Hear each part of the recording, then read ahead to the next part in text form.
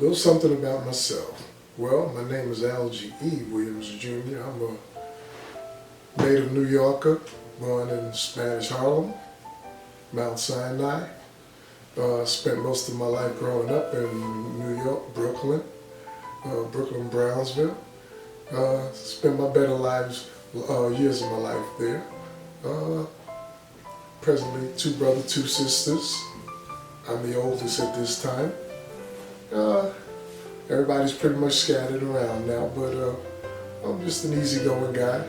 Like, not too much confrontation, but don't have no problem with handling it when it comes my way. Positive transition in my life. I think that may have begun when I was about 19 years old. Going through a couple of changes, as most teenagers do. I believe I did get a word from the Lord, and I was in the midst of doing something I wasn't supposed to. And he had spoke to me and told me at the age of 19 that I wasn't going nowhere until I completed his work. When I was in some turmoil at that time and wasn't too concerned about whether I lived or died, I was living a pretty reckless life. And from that point on, I decided to just continue to try to move forward. So it's been on a positive upswing. Of course, like most people, I've been in them valleys and going up and down and around the hills, but I persevered. So it's on a positive upswing. So here I am today, just going forward, trying to do God's work, using the gifts that He's given me. My greatest joy is when I first met my grandson, Algie. That's my greatest joy right now. I know the people that have become grandparents, but I didn't have a clue to what, even knowing what a grandparent felt like until the first day that I met my grandson, Algie.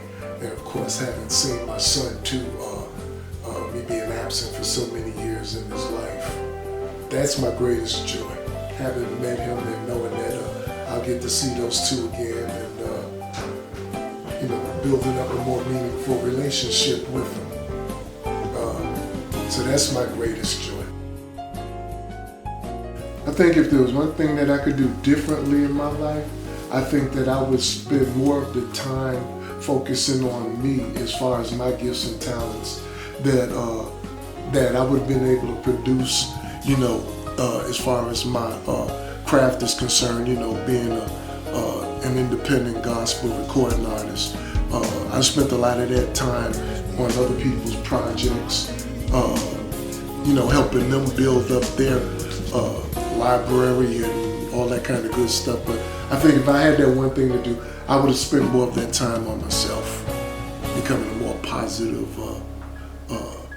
input in the business itself called music. The hardest obstacle that I've had to overcome in my life, I would have to say being totally dependent on me. Growing up, you've always I've always had somebody that I had to lean on, pretty much had doing things for me, but there came that time when, especially I remember growing up and when I had joined the military, and I'll never forget that day that I left home. I knew that if I would have looked back, I would have never went forward in joining the service.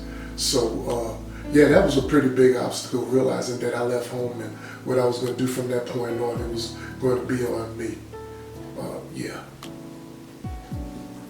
The most hardest person I had to forgive in my life was my father. That took me a lifetime to do, after having experienced, years and years of abuse, after having seen my mother, what she went through with him, years of abuse. And so that was just something that you just don't forget about overnight. After his passing, it was after he had passed, it was then that I started really doing a little bit more soul searching and realizing that being bitter and having a whole bunch of hate and animosity still built up in my heart wasn't to my advantage or anybody else for that matter. So when I found myself really doing some soul searching, I found through God's grace and His mercy that I was able to forgive. I'm not saying I forgot, I'm just saying that I was able to forgive. Oh, I'll tell you something about my mother, Jean Williams. If not for her, I wouldn't be who I am today, and I wouldn't be where I am today. I know it's because of God's grace and His mercy that all of this in the flesh and all this kind of good stuff you see, and that inner spirit, but my mother spent a lot of sleepless nights. She continues to do so, praying for me, always being a positive person that she is or towards the things that I do, never wavering. If I did anything wrong, my mom's let you know real quick.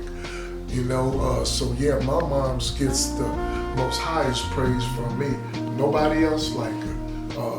I love her, always will, and I love her for her just being who she is. Mom's is real, second to none. I want to continue to move forward in life and be the most positive, productive person you will ever come across in yours. I am bound for greatness, I noticed, because the Lord let me know that He has some mighty great works in store for me. And I am so focused on wanting to reach those goals that I can't stop and I won't stop until I reach them.